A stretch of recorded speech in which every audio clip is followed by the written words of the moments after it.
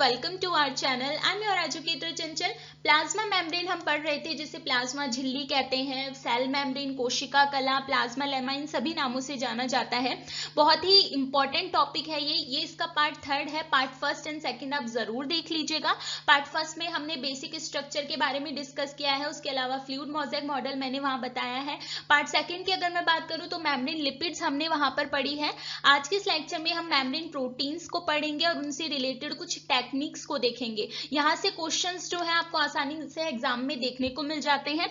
तो चलिए आज के लेक्चर की शुरुआत करते हैं। प्रीवियस लेक्चर में हमने आपको बताया था कि जो प्लाज्मा मेम्ब्रेन है उसकी स्ट्रक्चर कैसी होती है। देखिए, इसमें लिपिड जो होता है वो बाइलेयर के फॉर्म में है, द्विस्तरीय संरचना होती है। प्रोटीन्स की अगर मैं बात करूं तो 3 तरीके से प्रोटीन प्लाज्मा मेम्ब्रेन में देखने को मिलती है। कुछ प्रोटीन्स जो होती है वो ट्रांस मेम्ब्रेन या इंटीग्रल प्रोटीन्स होती है, जो इस लिपिड की बाइलेयर में धसी हुई रहती है। ठीक है। कुछ प्रोटीन्स जो होती है वो पेरीफेरी पर प्रेजेंट होती है, परिधि पर उपस्थित होती है, तो उसे हम परिधीय प्रोटीन कहते हैं या पेरीफेरल प्रोटीन कहते हैं। उसके अलावा कुछ प्रोटीन्स जो होती हैं वो इस बाइलेयर से एंकर्ड होती हैं, अटैच्ड फॉर्म में देखने को मिलती हैं। ठीक है।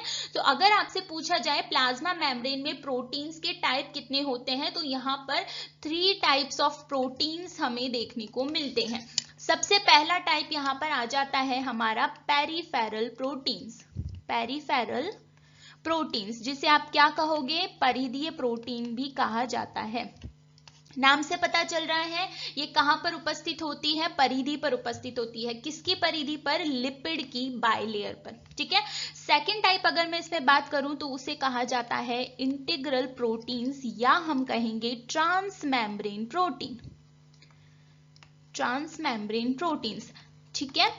अब आप इसमें देखिए, नाम से समझिए, ट्रांस मेम्ब्रेन, मेम्ब्रेन को क्या करती है, ये ट्रांस करती हुई जाती है, यानी क्या है, मेम्ब्रेन में धसी हुई हमें देखने को मिलती है। ठीक है।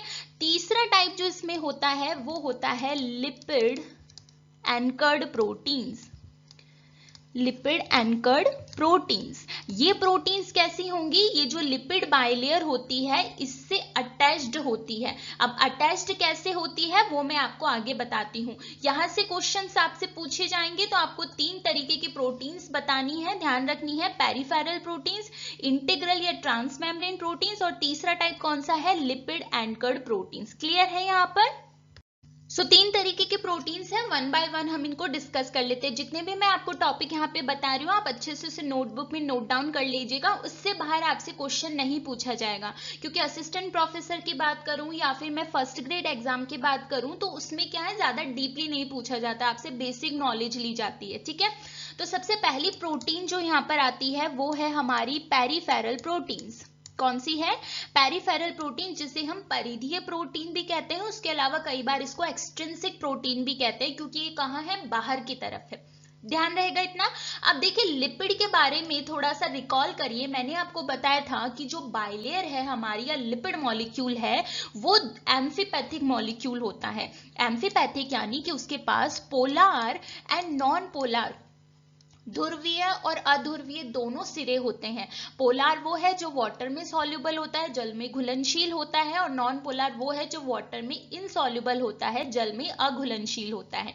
अगर इस स्ट्रक्चर की बात करूं तो इसमें एक हेड पोर्शन मैंने बताया था, दूसरा टेल पोर्शन होता है। ये जो हेड वाला भाग होता है ये कैसा होता है, पोलार नेचर का होता है या हाइड्रोफिलिक होता है, वाटर में सॉल्युबल होता है।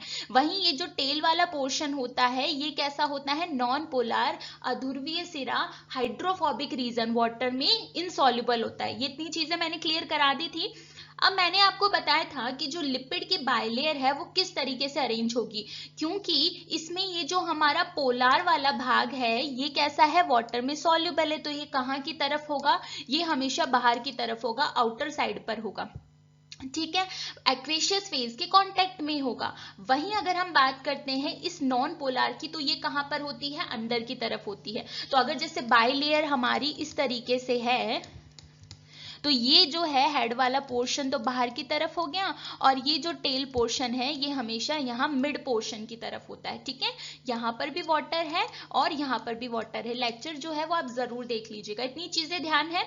अब अगर मैं बात कर रही हूं इस परिधीय प्रोटीन की, जो कि कहाँ की तरफ है, परिधि की तरफ है, यानी इसको किसके कांटेक्ट में रहना है, हेड पोर्शन के, क्योंकि बाहर की तरफ देखिए आप क्या है, हेड पोर्शन कांटेक्ट में है। अब अगर हेड पोर्शन के से कांटेक्ट में होना होगा यानी इसको पोलर रीजन के कांटेक्ट में रहना है, वाटर सॉल्युबल रीजन के कांटेक्ट में रहना है, तो ये कौन सी इंटरेक्शन से जुड़ सकती है? या तो ये इलेक्ट्रोस्टैटिक इंटरेक्शन से जुड़ सकती है, ठीक है, यानी कि इलेक्ट्रोस्टैटिक बॉन्ड बनाकर ये जुड़ सकती है, या फिर कौन सा बॉन्ड बनाएगी? Hydrogen bonding. ठीक है, समझ में आया? ये दो क्यों होंगे? क्योंकि इसे पोलर रीजन के कांटेक्ट में आना है, वाटर सॉल्युबल या हाइड्रोफिलिक रीजन के कांटेक्ट में आना है, तो दो इंटरेक्शंस देखने को मिलेगी, इलेक्ट्रोस्टैटिक या फिर हाइड्रोजन बॉन्डिंग। क्लियर है?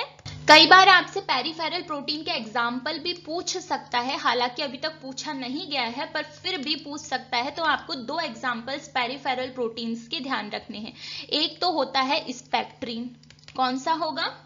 स्पेक्ट्रीन। दूसरा है यहाँ पर एनकाइरिन, ठीक है, और ये कहाँ पर है? आरबीसी पर होते हैं, ठीक है, जो हमारी रेड ब्लड सेल्स होती हैं उन पर देखने को मिलते हैं। सो पेरिफेरल से इतनी चीज ध्यान रहेगी, कौन सी बॉन्डिंग होगी? इलेक्ट्रोस्टैटिक और हाइड्रोजन बॉन्डिंग, और ये दो एग्जाम्पल ध्यान रख लेना, ठीक है, इससे बाहर आपसे नहीं पूछा जाएगा। क्लियर है ये?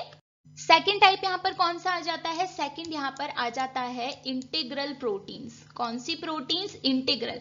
इंटीग्रल भी कहते हैं, उसके अलावा इसे ट्रांस मेम्ब्रेन प्रोटीन भी कहते हैं। अब भाई ये ट्रांस मेम्ब्रेन है तो इसे क्या करना होगा? मेम्ब्रेन को क्रॉस करना होगा।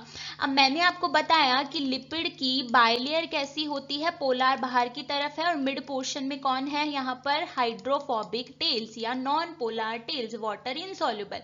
तो अगर किसी भी चीज को इस बाइलेयर को क्रॉस करके जाना होगा तो उसके पास दोनों नेचर होना चाहिए। दोनों नेचर इन द सेंस उसके पास नॉन पोलर भी होना चाहिए, उसके पास पोलर भी होना चाहिए, तभी वो इसको क्रॉस कर सकती है। क्योंकि अगर उसको क्रॉस करके ये इस तरीके से आना है तो दोनों नेचर होने चाहिए। तो हमेशा ध्यान रहे कि यहाँ पर पहली चीज तो ये कैसे होंगे, किस नेचर के होंगे? अगेन ये भी एम्फीपैथिक नेचर के होंगे। कौन से नेचर के होंगे? एम्फीपैथिक नेचर के होंगे, यानी कि इन प्रोटीन्स के पास नॉन पोलर एंड भी होना चाहिए, वाटर इनसॉल्युबल, ताकि ये इसको क्रॉस कर सके। दूसरा, इसके पास पोलर रीजन भी होना चाहिए। यहां तक क्लियर है? इसमें अगर एग्जाम्पल मैं आपको बताऊं तो ध्यान रख लेना, ठीक है। दो एग्जाम्पल्स इंटीग्रल प्रोटीन के होंगे, एक तो होता है हमारा ग्लाइकोफोरिन, ठीक है, ग्लाइकोफोरिन। उसके अलावा आप एक एग्जाम्पल इसमें ध्यान रख सकते हो, बैंड 3 प्रोटीन, ठीक है। ग्लाइकोफोरिन एंड बैंड 3 प्रोटीन, अगेन ये भी कहां पर है? आरबीसी पर ही प्रेजेंट होते हैं। तो इससे ज्यादा इंटीग्रल से नहीं पूछा जाएगा, जितना भी मैंने आपको बताया वो ध्यान रखना है, एग्जाम्पल्स आपको जरूर ध्यान रखने हैं, ठीक है। सो थर्ड टाइप की हम यहाँ पर बात करें तो वो आते हैं लिपिड लिंक या लिपिड एंकर्ड प्रोटीन्स, ठीक है। तो ये वो प्रोटीन्स हैं जो कि लिपिड की बाइलेयर से लिंक होती हैं, उससे जुड़ी हुई होती है। अब किस बॉन्ड से जुड़ी हुई रहेंगी वो हमें डिफरेंट टाइप ऑफ बॉन्ड्स देखने को मिलते हैं, ठीक है। तो आपको यहाँ पर सिर्फ एक एग्जाम्पल ध्यान रखना है क्योंकि वो आपसे पूछा जा सकता है, तो आप इसमें ध्यान रखिए जीपीआई लिंक प्रोटीन्स, ठीक है। जीपीआई लिंक्ड प्रोटीन्स का जो है आपको नाम ध्यान रखना है, इससे ज्यादा डिटेल आपसे पूछी नहीं जाती है, क्लियर है। और दूसरा सिर्फ ये ध्यान रखना कि ये कहां पर प्रेजेंट होती है? सेल की सरफेस पर लिंक होती है, क्लियर है। सो तीनों प्रोटीन्स हमने यहाँ पर डिस्कस कर ली है, अब हम उनसे रिलेटेड टेक्निक्स यहाँ पर देख लेते हैं। सबसे पहले हमें यहाँ पर देखने को मिलती है हाइड्रोपैथी प्लॉट्स, ठीक है, मोस्ट इंपॉर्टेंट करके आप इसको लिख लीजिएगा, यहाँ से प्रश्न जो है आपको देखने को मिल सकता है। सबसे पहली चीज तो ध्यान रखनी है कि यहाँ पर किस प्रोटीन के बारे में पता चलता है, तो वो प्रोटीन है ट्रांस मेम्ब्रेन प्रोटीन, जिसे ट्रांसकलीय प्रोटीन भी कहते हैं, उसके अलावा इंटीग्रल प्रोटीन्स, ठीक है। इस प्रोटीन में अभी हमने पढ़ा था कि ये प्रोटीन क्या करती है? लिपिड बाइलेयर को क्रॉस कर जाती है, ठीक है, उसमें धसी हुई होती है, एम्बेडेड होती है, तो इसलिए इसमें दोनों रीजन होनी चाहिए, एम्फीपैथिक नेचर होना चाहिए, हाइड्रोफोबिक भी हो इसके पास, वाटर इनसॉल्युबल जल में अघुलनशील, ताकि वो टेल पोर्शन से जो है इंटरेक्ट कर सके हाइड्रोफोबिक रीजन से। उसके अलावा इसमें हाइड्रोफिलिक रीजन भी होना चाहिए, ठीक है, ये दोनों होने चाहिए। अब आप इस हाइड्रोपैथी प्लॉट से कैसे पता लगाओगे? देखिए, हमेशा ध्यान रहे कि ये जो हाइड्रोफोबिक रीजन होगा ये वाटर में इनसॉल्युबल है, तो अगर मैं इसको वाटर के कांटेक्ट में लाऊंगी तो मुझे यहाँ पर क्या है, एनर्जी देखने को मिलेगी, फ्री एनर्जी की रिक्वायरमेंट होगी। ठीक है, फ्री एनर्जी की रिक्वायरमेंट होगी जब मैं इसको वाटर में यहाँ पर क्या कर सकूं, ट्रांसफर कर सकूं। ठीक है, तो अमाउंट ऑफ एनर्जी की मुझे जरूरत होगी वाटर में इसको ट्रांसफर करने के लिए, क्योंकि ये कैसी है, वाटर में इनसॉल्युबल है। इतनी चीज दिमाग में रहे।